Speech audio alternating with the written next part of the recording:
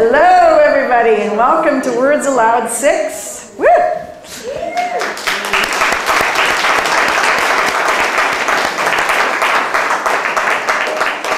I'm Sue Seguin, and I have to confess, I'm a slamaholic.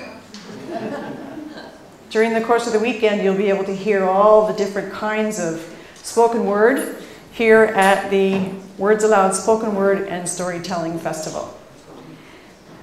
There's a whole lovely movement that's going on right now, and my husband Ken and I were speaking about this the other day, how creative genius isn't necessarily only the vehicle or the vessel that it flows through, but it actually flies through us. And this week I had the privilege of seeing on TED TV through YouTube a story by Elizabeth Gilbert as she spoke about that whole idea about how creative genius flows through people.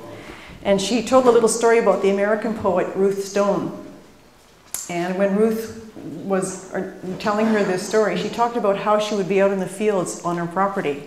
And this whole idea would thunder through her, and she had to race as fast as she could all the way to the house and grab the first piece of paper and the first pen she could find and hopefully get it down on paper before it shivered past her and went on to someone else. And Ruth Stone said, and I just hope if I don't catch it in time that it goes to someone good.